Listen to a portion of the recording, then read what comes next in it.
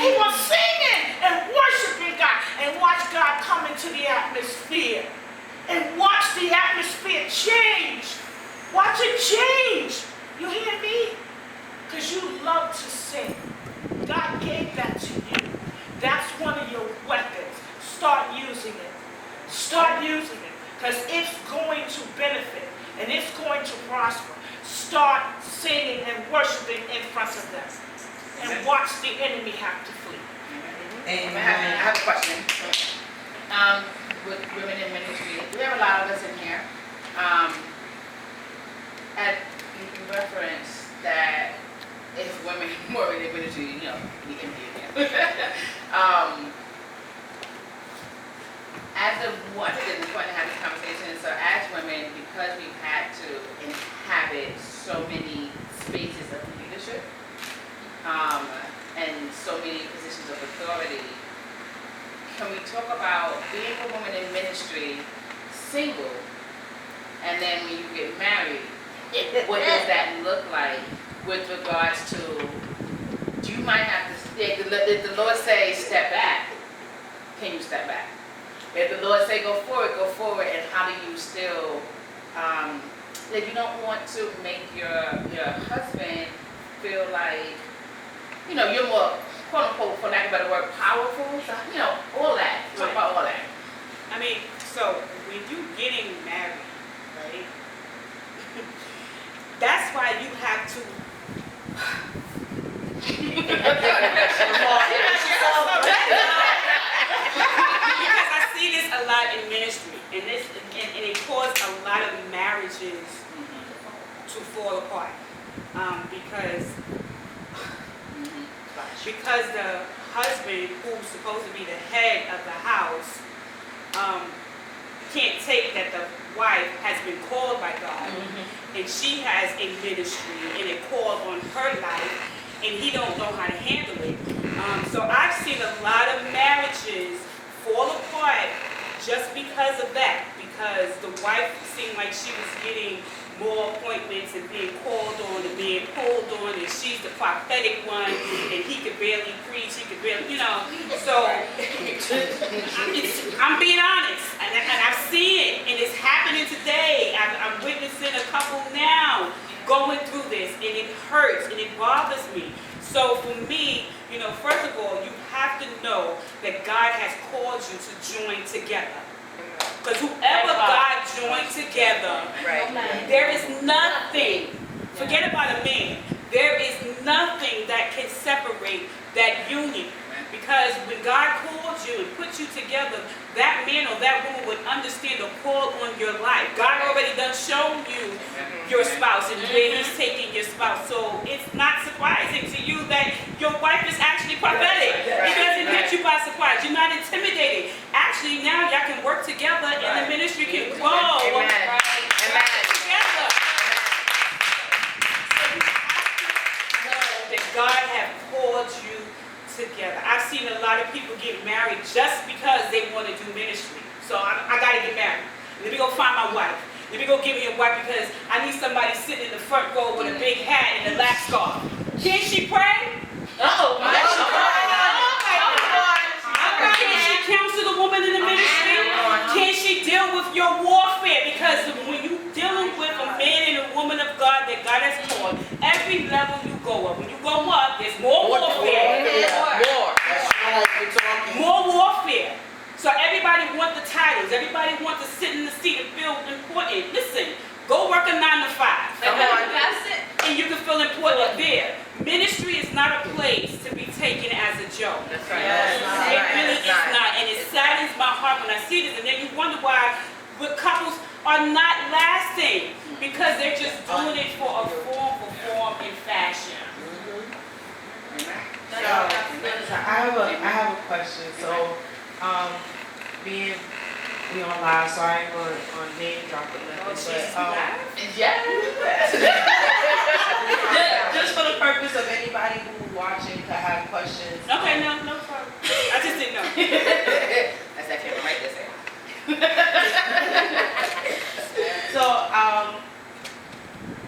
So, being young in ministry and like God said when a lot of people say as far as that this is a man's world, and being in a ministry where it's mostly dominated by men, especially being a woman and then being young, encounter. So one time I was at a church where I had to preach, and I wasn't the only female there, but there was only 2 females. And so when I preached, I never preached at this church before, so it was a platform service. And as I got up, I did what I needed to do and everything. And when the pastor was giving accolades, he knew my parents, but didn't know me. He knew my brothers. A lot of people know my brothers from always being with my father, being in that forefront. I'm the one that, stays at home. I don't really talk to anybody and stuff like that. I be with my mom in the background. So they knew of my father, my mother, and my brothers. So he goes on to say, oh, I knew you had a daughter, but I didn't know that she could preach. Mm-hmm. And many people know me. I'm a cosmetologist. I do nails, hair, makeup. So I am my own product. Yeah. So I wear different, hair colors. I wear long nails, makeup, and I'm not ashamed of it. So he said, I seen on her Facebook she got green hair, purple hair. I figured she was too pretty to preach. Wow. This is in the church. In front of people? In front of people. And so I didn't know. Yes. At the time, I didn't know how to take it. I didn't know if that was, and I say that many people would have took it as a compliment to say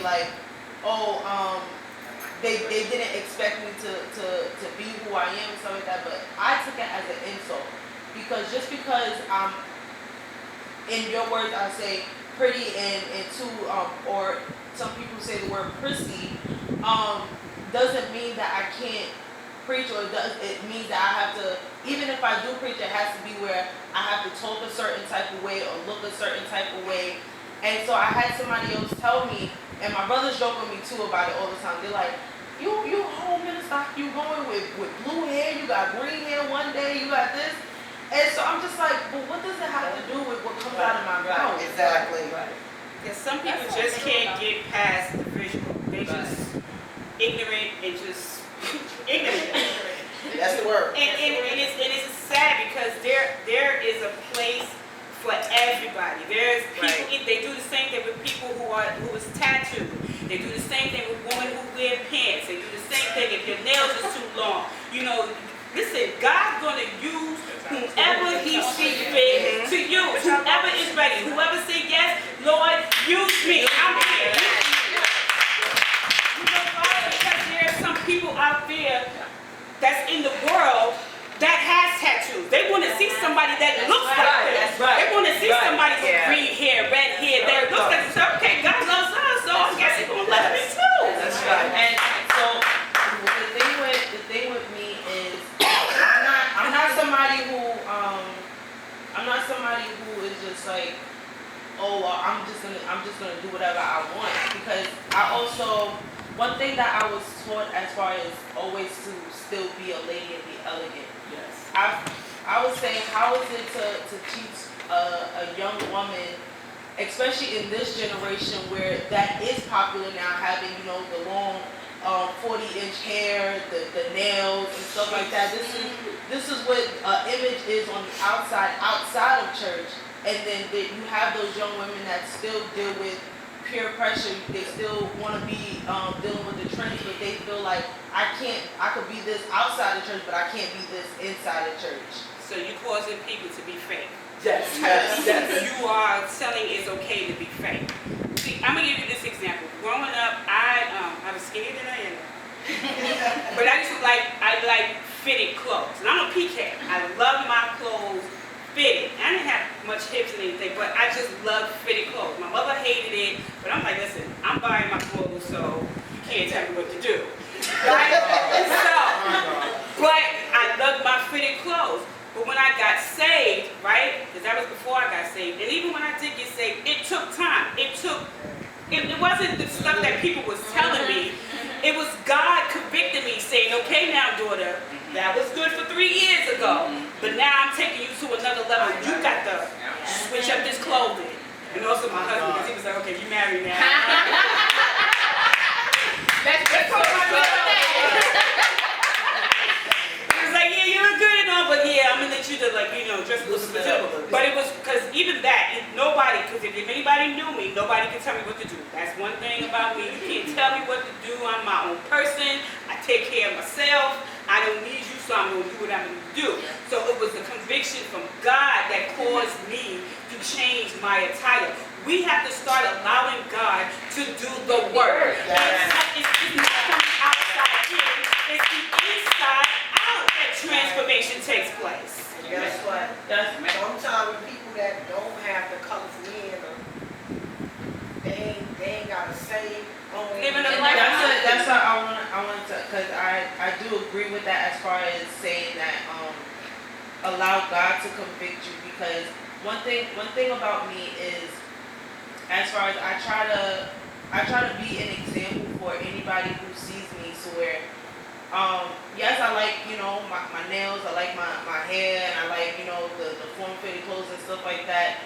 But like you said, there's a time and a place for everything. So let's say I'm going to, because I do have a title, and it's not to say it's not everybody else's standards, but it's God's standards. Right. So that if, let's say I'm going to an official service, I'll probably put on chain my wig, put on black wig, throw it in a bun or something like that. They got the wigs. So, or if I have to go to a banquet or anything like that, I do change it up. As far as, but I had to learn that it wasn't as far as what other people wanted me to be. It was what God wanted me to be. Because at the end of the day, when I go out, they're not trying to meet somebody that looks sanctified. When back in the day, you had to have your hair slicked back in a bun, your skirt long. You had short little French tip nails, and it only had to be white and nude, and that's only colors. The little 2-inch, the 2-inch heels, or what we call like kitten heels, and that was the look of holiness. And so, that's. So I think, Jesus, I lost my track. Go ahead.